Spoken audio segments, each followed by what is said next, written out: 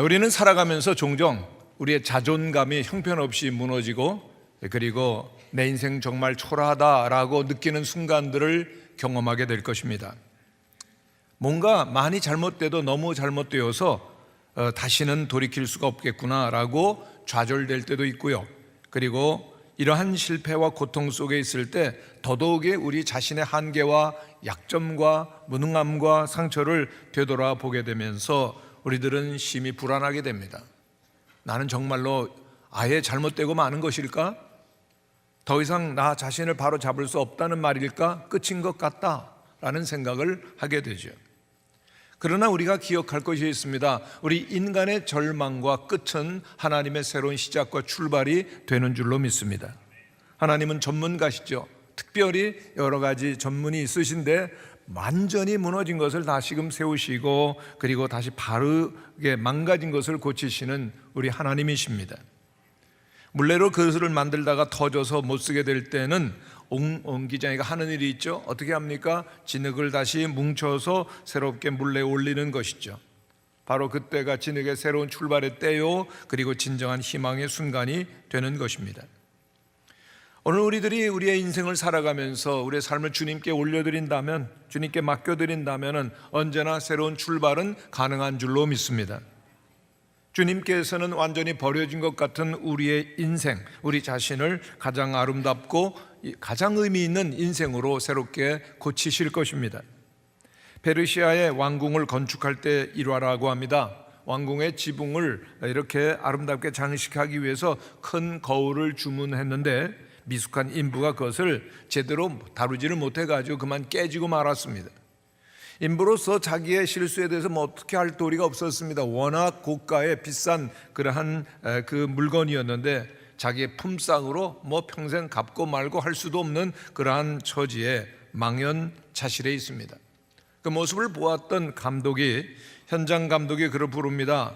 그리고 지시를 합니다. 망치로 그 깨진 거울을 잘게 수백 개, 수천 각 조각을 내십시오.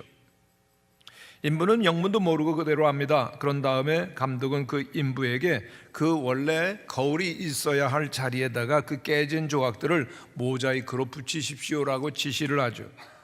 나중에 완공된 후에 보니까 그 왕궁은 거울 조각끼리 서로 반사하는 광선 때문에 멀리서도 오색 찬란히 빛나는 모습으로 너무나도 아름답게 보여지더라는 것입니다. 그 인부의 실수가 감독의 지혜와 배려로서 최고의 작품으로 회복될 수 있었다는 것입니다. 그렇습니다. 회복될 수 있습니다. 성경의 가장 중요한 메시지 가운데 하나가 하나님은 다시 회복시키십니다. 하나님은 우리를 다시금 일어나게 하십니다 라고 하는 것이죠. 하나님은 죽은 자를 살리시고 무너진 것을 다시 세우시는 전능하신 주님이십니다. 하나님은 언제나 우리에게는 치유와 회복과 기적의 하나님이십니다. 만일 우리들이 하나님의 자녀가 맞다면 우리의 삶의 현장에는 언제나 기적의 역사가 나타나야 될 줄로 믿습니다. 주님이 계시기 때문에 무너질 것 같은 가정도 다시금 일어나고, 그리고 소망이 없었던 사람들도 교회에 와서는 하나님의 복음의 말씀을 듣고 인생을 다시금 시작하는 놀라운 회복이 있어야 된다는 것입니다. 아무리 결정적인 위기가 있고, 그리고 또한 아무리 어려운 상황, 우리가 하나님께로 돌아와서 하나님과 함께 하기만 하면은 회복이 가능하다라고 하는 것을 성경은 말씀하고 있습니다. 오늘 우리가 마지막으로 보게 되는 탕자의 비유, 이 비유 가운데 예수님께서는 우리가 하나님 아버지께로 돌아와 하나님과 함께 한다면 우리에게 일어날 수 있는 일들을 보여주고 있습니다. 첫째, 우리가 하나님 아버지와 함께 한다면 우리의 삶은 풍성하게 바뀌는 것이죠. 풍성한 삶의 회복이 아버지와 함께하는 자에게 일어납니다. 오늘 비유를 잠시 요약해드리면 탕자는 아버지를 떠나서 먼 곳으로 갑니다. 창기와 더불어서 먹고 마시고 술 취하고 방탕해서 모든 재산을 허비합니다.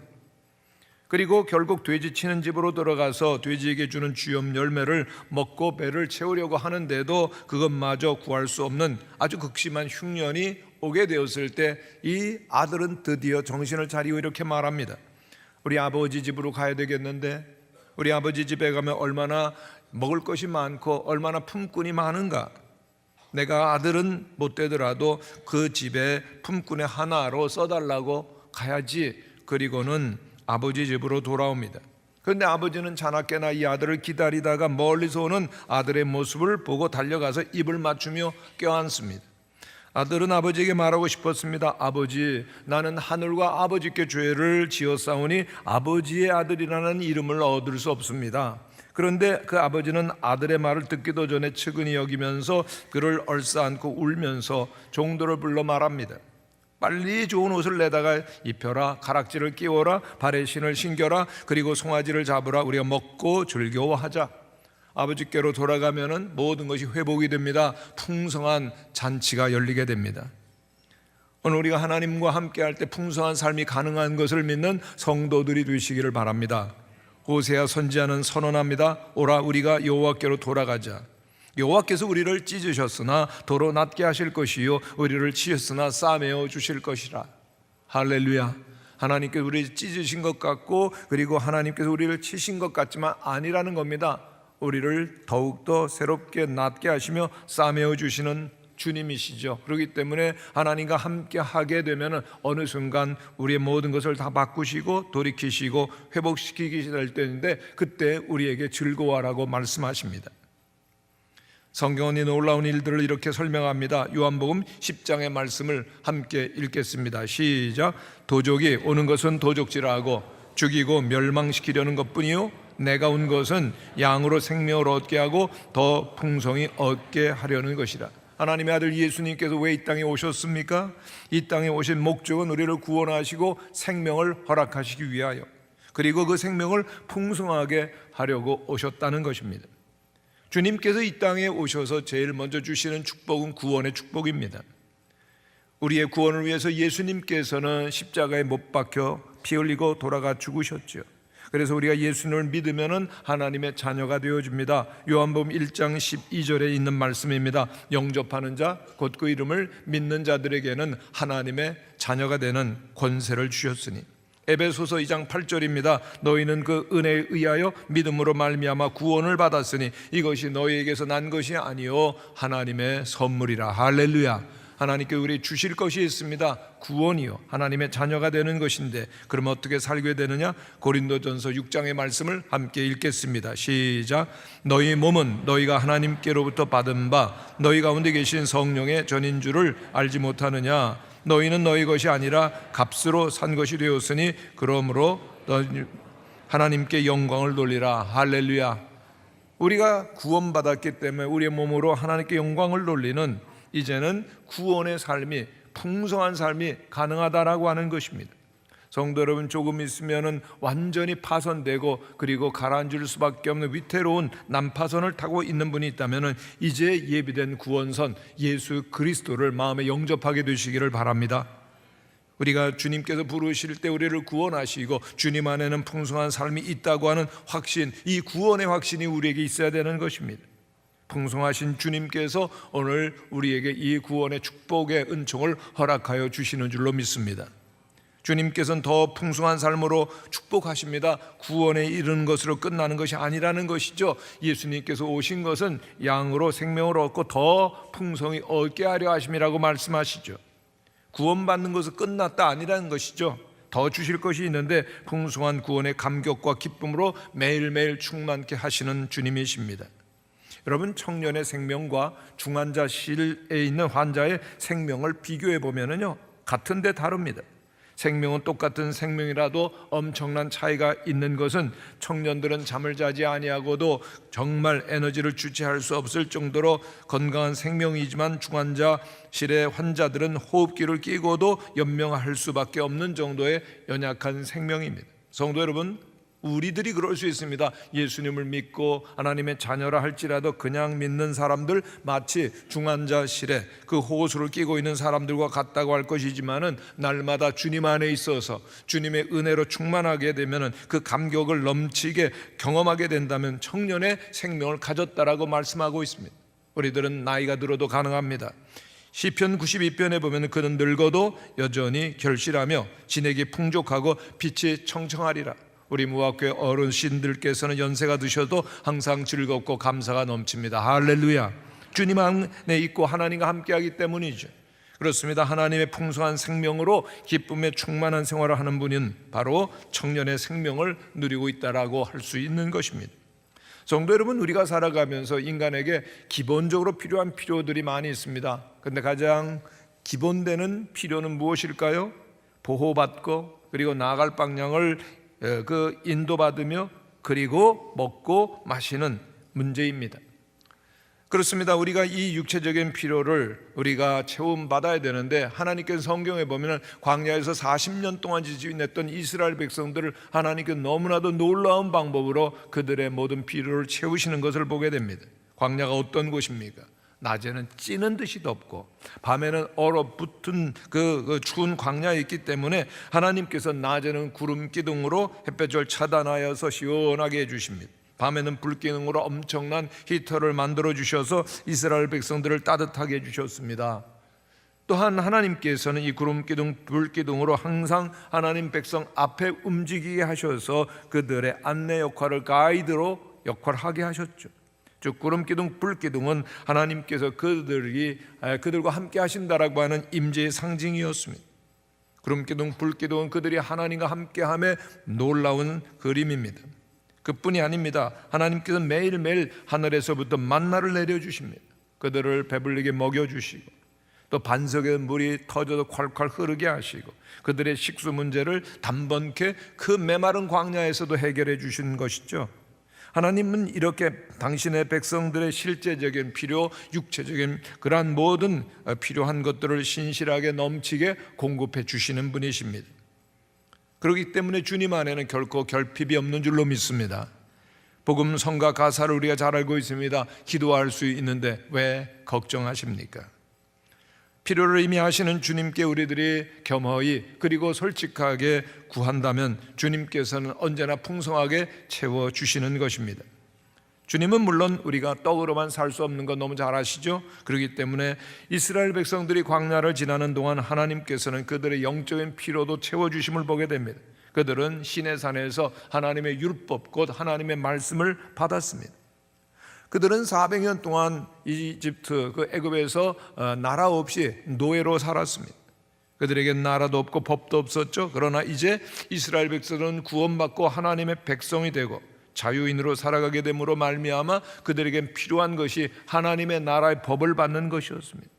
그리고 그 법이 말씀이 있음으로 말미암아 이제 제대로 된 하나님의 백성으로서의 길을 걷게 됩니다. 우리도 마찬가지입니다. 우리들이 이 땅에서 살아가는 동안 육체의 필요가 많이 있는 것이 아닙니다. 영적인 양식에 대해서도 너무나도 극심한 목마름과 배고픔이 있는 것을 아시고 하나님을 간절히 사모하는 자에게 오늘도 하나님께서는 하늘의 문을 여시고 신령한 하늘의 양식으로 충만히 채워주심을 믿는 성도들이 되시기를 바랍니다. 우리의 풍성한 삶 오직 하늘의 아버지 하나님과 함께할 때만 이루어지는 것입니다. 두 번째, 하나님 아버지와 함께하는 자에게는 온전한 관계 회복이 이루어집니다. 여러분, 탕자가 아버지를 떠났을 때 어떤 일이 일어납니까? 분명히 아버지의 아들이지만은 이제는 완전히 거린의 신세로, 그리고 또한 천박한 자리로 그의 자존심은 완전히 구겨지고 죄책감, 소외감, 거절감으로 몸부림쳐야 하는 정신적, 영적인 그러한 춥고 굶주린 그러한 가련한 영혼의 상태가 되고 만 것입니다. 그런데 그가 고향으로 돌아가서 아버지 집으로 들어가자마자 그에게 기다리고 있었던 건 무엇이죠? 따뜻한 영접, 받아두심이었습니다. 근본적으로 사랑으로 따뜻하게 맞아주시는 아버지의 집입니다. 하늘과 아버지께 죄를 범했다라고 죄책감으로 떨고 있었던 아들이지만은 아버지는 측은히 여깁니다. 달려가서 목을 안고 우시며 입을 맞춥니다. 얼마나 완벽한 사랑이요, 얼마나 완벽한 사랑의 영접입니까? 이제 이 아들은 더 이상 소외될 필요도 두려워할 필요도 없게 된 것입니다. 이미 아버지는 사실상 이 아들을 용서해 놓고 기다린 것 아니십니까? 그리고 그 아들이 돌아오는 순간 조건 없는 아버지 회복의 사랑을 경험하게 되죠. 바로 이것이 우리가 하나님께로 돌아가서 하나님 아버지와 함께할 때 받게 되는 은총입니다. 이 놀라우신 하나님의 아버지의 품으로 돌아가실 수 있는 우리 모두가 되시기를 바랍니다. 아버지는 한 걸음 더 나아가서 탕자였지만은 탕자를 위하여 아들로서의 신분을 회복시켜 주십니다. 완전한 새로운 출발에 복을 내려 주십니다. 아버지는 돌아온 아들에게 가락지를 끼우라고 말합니다. 예, 너는 다시 죽었다가 다시 살아난 나의 아들이로구나. 잃었다가 다시 찾은 내 아들이다라고 말씀하십니다. 여러분, 이 탕자는 아버지 집에 올 때 원래 그 아들로서가 아니라 일꾼의 품꾼의 하나로서 내가 일하겠다라고 하는 각오를 하고 돌아오죠. 그러나 아버지는 완벽하게 이 아들의 신분을 회복시켜 주셨습니다. 그에게 새로운 옷, 제일 좋은 옷을 입히시고 새로운 신, 제일 좋은 신을 선물로 주시는 겁니다. 새로운 미래를 향하여 기쁘게 출발하라고 하는 것입니다. 이렇게 우리가 연약하지만은 그 겸손히 주님 앞으로 돌아오게 되어지면 이 놀라운 신분의 회복이 오늘도 가능함을 믿으시기를 바랍니다. 성도 여러분, 우리의 믿음 생활이라고 하는 것은 우리가 강하고 지식이 많고 능력이 많을 때 이루어지는 것이 아닙니다. 우리가 연약하고 부족하지만 겸손히 아버지께로 돌아와서 함께하면, 하나님 아버지와 함께하면 더 많은 은혜를 주시고 사랑을 부어주시는 것입니다. 우리가 고독하고 외로웁니까? 그러면은 아버지께로 돌아와 주님을 바라보고 예배하게 되어지면은 주님께서 주시는 기쁨이 생기고, 주님께서 우리를 하나님의 사랑받는 자녀라고 말씀해 주시고 자녀에게 합당한 새로운 꿈이 이제부터 시작되는 것입니다. 하나님께로 돌아오는 우리 모든 성도들 되시기를 간절히 축원합니다. 죄라고 하는 것이 인생의 가장 치명적인 문제인데요, 죄가 근본적으로 무엇입니까? 죄는 어떠한 행위보다는 실제적으로 아버지 하나님을 떠나는 것입니다. 돌이키는 것입니다. 하나님의 말씀과 뜻대로 살지 아니합니다. 내 뜻과 내 의지대로 살려고 아버지 하나님을 떠나는 것이죠. 죄라고 하는 단어를 헬라어로 보면은 그 어근이 하마르티아인데, 그것은 그 관역에 화살이 맞추지 못한다는 겁니다. 우리 인간을 하나님께 지으실 때는 하나님 안에서 하나님 위하여 존재하도록 만드셨습니다. 내 뜻대로 살라고, 마음대로 살라고 우리를 만드신 것 아니십니다. 오늘 우리들이 진정한 하나님의 자녀가 되기를 원한다면 하나님의 뜻과 하나님의 마음을 알아야 됩니다. 아버지는 분노와 원망을 품고 있는, 화내고 있는 이 맏아들에게도 잔치에 들어오지 않겠느냐라고 다독이며 설득하시고, 그리고 작은 아들은 오자마자 죄를 자백할 틈도 주지 않고 달려가서 입을 맞추고 있으십니다. 우리의 관계 회복, 우리가 정말 하나님의 자녀로서의 그 놀라운 지위가 회복되어지고 아버지와 아들의 관계가 회복되어지는 건 아버지께 돌아와 함께 할 때만 이루어지는 것입니다. 이렇게 잘 되는 길이 있음에도 불구하고 사람들은 고집을 피우죠. 둘째 아들처럼 다 탕진하고 돌아오는 경우가 있는가 하면은 다 늙고 병들어서 오는 경우도 혹 있습니다. 성도 여러분, 우리는 기억해야 됩니다. 우리의 삶에 그 많은 문제들이 어떻게 생겼습니까?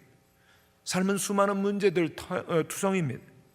그런데 그 문제들이 어디서 왔느냐? 사실은 여러 곳에서 온 것이 아닙니다. 단 하나로부터 오게 되는데, 우리의 불행과 우리의 문제는 하나님을 떠나면서부터 시작이 되는 것입니다. 여러분, 물고기는 어디서 살아야 되죠? 물에서 살아야 됩니다. 물을 벗어나게 되면 즉시 위태로운 상태에 빠져들어가게 되고 펄떡거리다 죽죠. 나무는 땅을 떠나서 살 수가 없습니다. 우리 인간은 하나님을 떠나선 존재할 수가 없는 것입니다. 아무리 시간이 많이 지나가도 인간의 문제는 결코 해결될 수가 없습니다. 아무리 진보하고 아무리 발전되어도 인간의 문제는 해결이 안 됩니다. 많은 우리 과학자들과 많은 사람들이 연구하고 노력하고 의지적으로 이 세상을 바꿔보려고 합니다만은 아무리 노력해도 안 되는 것입니다. 아니면은 그냥 어려움이 있어 꾹꾹 참고 보면은 언젠가 밝은 날이 오겠지. 우리 말 가운데 고진감래라고 하는 말이 있습니다. 고통스럽고 고독한 순간 지나면 달콤하고 아름다운 순간이 오겠지. 그러나 우리의 진정한 삶의 경험은 그런 날은 없다는 것입니다. 아무리 오래 참아도 좋은 날, 완전히 우리의 문제가 해결되는 날, 우리의 진정한 정체성과 우리의 신분이 회복되는 날은 오지 않는 것입니다.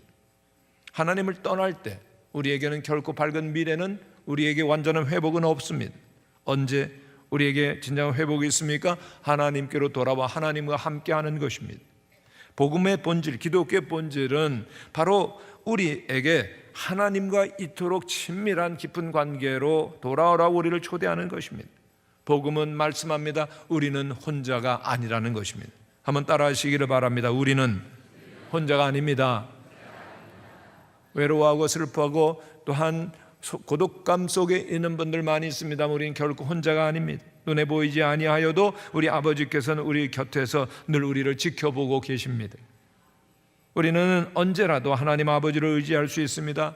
우리는 때때로 세상에서 거부당하고 소외당하고 고통의 풍랑이 닥쳐옵니다만 그래도 괜찮은 것은 하나님 아버지께서 우리와 함께 하시기 때문에, 그것을 알기 때문에 우리는 흔들리지 않는 것입니다. 하나님 멀리 계시지 않습니다. 하나님은 결코 우리를 눈여겨보고 계시는 그 시선을 멈추시는 법이 없고, 또한 우리는 주님의 시야를 벗어날 일이 없는 것입니다. 언제나 귀를 기울이기만 하면 주님의 음성을 들을 수 있습니다. 영성가 노리치 줄리안이 말한 것을 기억합니다. 그는 하나님 안에서 모든 것이 다 잘 된다라고 말합니다. 다 잘 될 것이다. 다 잘 될 것이다. 모든 것이 다 잘 될 것이다. 하나님은 언제나 우리를 받아주시고, 그리고 우리의 신분을 회복시켜 주시고 우리와 함께 하십니다. 헨리 나웬이 그의 책 가운데서 공중 그네 고개사의 얘기라는 것을 보게 됩니다. 그럼 서커스 가면 공중 그네를 하는 고개사들을 보이지 않습니까? 정말 하이라이트입니다. 그들이 근데 그 공중을 날고 그리고 서로를 받아주고 하는 그러한 그 모습, 너무나 서로를 믿고 그리고 서로를 위해서 그 모든 고개를 하는 모습을 보면서 하나님의 나라의 친밀감과 그리고 안전감을 그는 보면서 이렇게 글을 씁니다. 그는 나는 사람이 있고 그리고 붙잡아주는 사람 사이의 관계를 말하기를 원합니다. 많은 사람이 그 공중제비를 볼 때 대부분 그 나는 사람만 바라보고 박수를 치면서 환호를 보내죠. 이야, 잘난다. 그러나 진짜 영웅은 붙잡아주는 사람이라는 것입니다. 그리고 공중제비하는 사람의 말을 헨리 나웬은 인용을 하고 있습니다. 사람들이 진짜 모르는 비밀이 있어요. 나는 아무것도 하지 않고 붙잡는 사람이 모든 것을 한다는 것이죠. 내가 상대방에 날아갈 때까지 내가 하는 거라군요. 팔을 쭉 뻗고 그가 나를 잡아서 반대쪽에 안전하게 내려줄 때까지 가만히 저는 기다리는 겁니다. 그렇습니다. 나는 사람, 날아야 되고 붙잡는 사람, 붙잡아야 하는 것이죠. 나는 사람은 팔을 쫙 펴서 잡는 사람이 무조건 잡아줄 줄을 믿어야 합니다. 참 놀라운 믿음이 있는 사람이 공중 그네를 하는 거죠. 헨리 나웬은 이렇게 결론을 내립니다. 우리는 하나님의 사랑받는 자녀임을 믿어야 합니다. 당신이 긴 점프를 할 때 하나님은 그곳에 계실 것입니다. 그분을 잡으려고 하지 마세요. 그분이 당신을 붙잡아 주실 것입니다. 그냥 팔을 뻗고 믿기만 하세요. 믿기만. 믿으면 우리를 받아주실 분 하나님은 우리를 어김없이 받아주실 것입니다. 세 번째, 하나님 아버지와 함께하는 삶에는 영원한 하나님의 기쁨이 있습니다. 영원한 하나님의 기쁨. 영원한 기쁨이 이 세상에 있습니까? 없어요. 그러나 영원한 기쁨은 하나님께 있고 하나님께서는 그 영원한 기쁨을 천국에 두셨습니다. 할렐루야. 오늘 비유 가운데 보면은 아버지께로 돌아와서 하나님 아버지와 함께할 때 큰 즐거움과 기쁨이 계속되는 것을 말해주고 있습니다. 아버지는 말합니다. 살진 송아지를 끌어다가 잡으라. 우리가 먹고 즐기자. 이 내 아들은 죽었다가 다시 살아났으니 내가 잃었다가 다시 얻었노라. 잔치 즐겁게 이루어지고 있는데 어떤 주일학교 선생님이 그 분반 공부 시간에 애들에게 물었다고 합니다. 얘들아, 탕자가 돌아왔을 때 집에서 슬퍼했었던 사람 누구냐? 그랬더니 답이 뭐죠? 맏아들입니다. 그런데 그 어린아이가 대답했답니다. 살진 송아지요. 그래요. 정말 이유도 영문도 모르고 그냥 살진 송아지는 탕자가 돌아와서 죽었습니다. 그러면 생각해보면 재산 다 잃어버리고요, 그리고 탕자가 되어서 돌아온 그 자식이 뭐가 기뻐할 일이 있겠습니까? 보통 부모라면 그래 이놈 내가 그럴 줄 알았다. 재산 다 탕진하고 부끄러운 모습으로 무슨 재미는 이렇게 돌아오는 거냐? 이렇게 한마디 할 수 있었음에도 불구하고 그렇지 아니합니다. 그냥 돌아온 것으로 기뻐하죠. 그래서 잃었다가 얻었으며 죽었다가 살아난 아들로 고백하며 기뻐합니다. 여러분, 이 비유의 가장 핵심이 무엇인 줄 아십니까? 탕자와 그 아버지의 만남의 장면이고 잔치가 계속되어지는 장면인데요, 이 장면은 영원한 천국에서의 하나님 아버지와 우리의 만남을 보여주는 그림인 줄로 믿습니다. 우리는 에덴에서 쫓겨났었던 아담의 후예입니다. 그 누구도 영원한 하나님의 천국과 영원한 즐거움에 들어갈 수가 없습니다.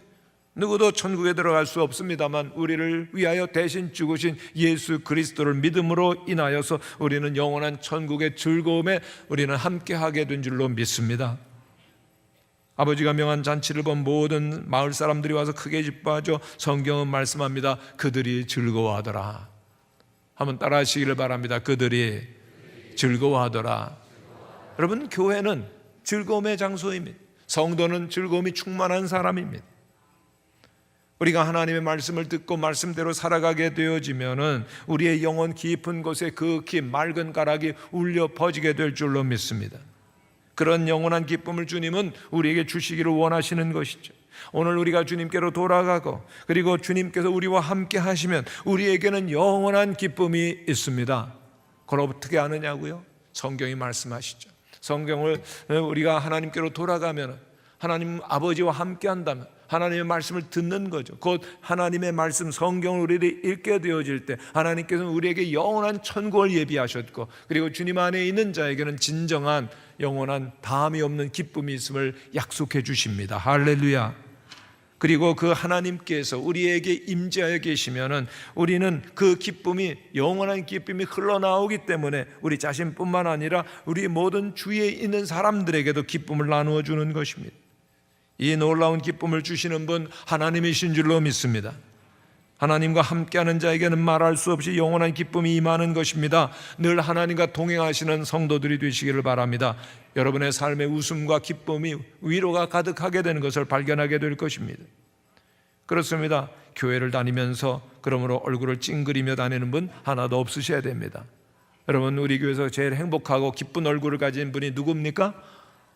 네, 여러분들이 되시기를 바랍니다. 어떤 분이 혹 찡그리고 다니고 화를 내시면 야, 저분은 하나님의 기쁨이 함께하지 않는구나, 하나님이 임재하에 계시지 않는구나, 그렇게 느끼시면은 거의 대부분인데 맞는데요, 중요한 건 내가 그 기쁨이 있는가 하는 것이죠. 하나님과 함께하며 그리고 어디를 가든지 그리고 또 모든 사람들에게 거룩한 기쁨과 활기를 넣어주는 하나님의 사람이 되어지는 은혜를 여러분들이 받으시기를 바랍니다. 하나님은 우리를 통하여서 우리의 가정 속에, 우리의 심령 속에, 우리의 교회와 그리고 우리의 모든 구역 속에, 우리의 직장과 나라 가운데 기쁨과 희망을 우리를 통해서 불어 넣어주시기를 원하십니다. 그렇다면 우리에게는 그 영원한 기쁨이 있어야 되는 것이죠. 주님을 만날 때 가능합니다. 인간은 생각하는 갈대라고 그렇게 정의를 내린 천재 수학자 파스칼이 하나님을 만나고 팡세를 씁니다. 팡세의 일부는 하나님이 없는 무신론자의 비판을 논하고 비참함을 논하고 있습니다. 2부는 하나님과 함께 있는 인간의 행복을 말하죠. 파스칼은 인간은 하나님을 찾아가는 존재라고 밝히면서 이렇게 말합니다. 세상에는 세 종류의 사람이 있다. 첫째는 하나님을 발견하고 섬기는 사람이다. 둘째, 하나님을 발견하지 못하고 신을 추구하려고 노력하는 사람이다. 셋째, 하나님을 발견하려고 하지 않고 살아가는 사람이다. 여러분, 어떤 모습으로 살아가십니까? 하나님을 이미 만난 자로 살아가게 되시기를 바랍니다. 기쁨이 있죠. 영원한 기쁨이, 천국의 기쁨이 우리에게 임하지만 아직 만나지 못한 사람, 하나님을 추구하는 사람은 얼굴이 어둡고 우울합니다. 그리고 또한 그 하나님을 발견하고도 하지 않는 사람들은 완전히 캄캄한 것입니다. 그런데 파스칼은 하나님을 만나죠. 1654년 11월 23일 밤 그는 하나님을 놀랍게도 만나게 됩니다. 하나님의 임재와 평안을 경험합니다. 그때 그 감격을 양피지에 그는 기록하여서 죽을 때까지 자신의 옷 안쪽 꿰매고 다녔다는 겁니다. 그 글의 일부를 소개해 드립니다. 아브라함의 하나님, 이삭의 하나님, 야곱의 하나님은 철학자나 학자들의 하나님이 아니다. 확신, 감격, 환희, 평화. 예수 그리스도의 하나님 나의 아버지는 너의 아버지, 너의 하나님이 나의 하나님이 되리라. 환희, 환희, 환희, 눈물. 나는 주님에게서 멀리 떠나 있었고 생명의 근원인 주님을 버렸었도다. 나의 하나님, 나의 하나님, 어찌하여 나를 버리셨나이까? 원컨대 나 영원히 주를 떠나지 않으리. 영생은 곧 유일하신 참 하나님과 그의 보내신 자 예수 그리스도를 아는 것이니이다. 한번 따라 하시기를 바랍니다. 원컨대 나 영원히 주를 떠나지 않으리. 할렐루야. 그렇습니다. 아무리 어렵고 힘든 삶이 계속된다 할지라도 하나님과 함께하는 자에게는 영원한 천국의 기쁨이 가득한 줄로 믿습니다. 그 기쁨은 하나님이 주시는 것이기에 세상에 그 어디에서도 얻을 수 없습니다. 우리가 세상에 편안하고 즐겁고 그리고 화려한 것들을 떠나서 하나님과 함께 한다면 세상에 줄 수 없고 알 수 없고 빼앗을 수 없는 거룩한 하늘의 기쁨을 누리게 될 줄로 믿습니다. 어떻게 하냐고요? 말씀드린 대로 성경을 펴면 약속되어 있습니다.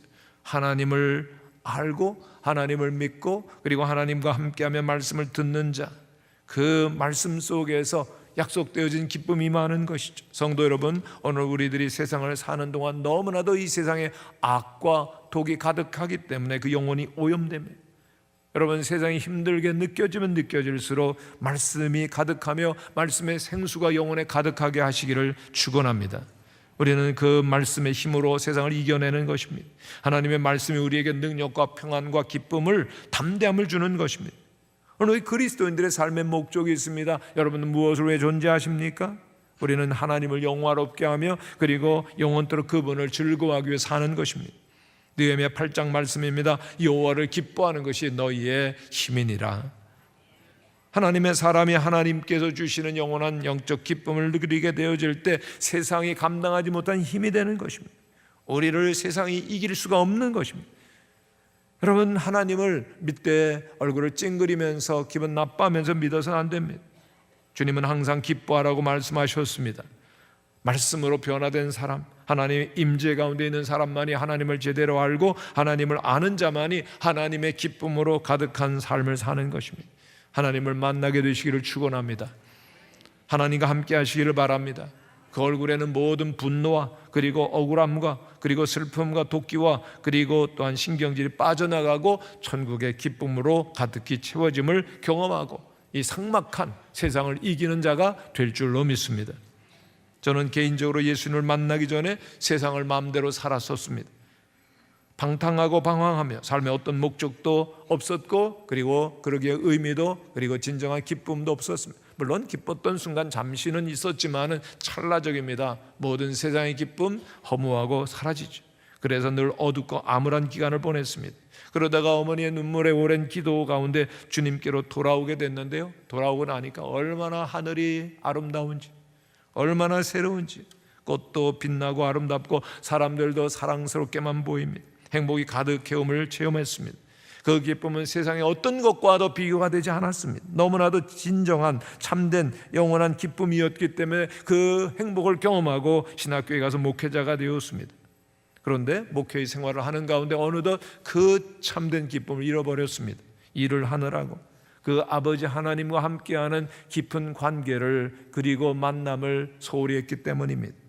그래서 작정하고 하나님께 깊이 기도하는 가운데 주님께서 제 마음속에 찾아오시는 임재를 경험하게 되었고 그 순간 꽉 막혔던 기쁨의 샘이 터지는 것을 경험합니다.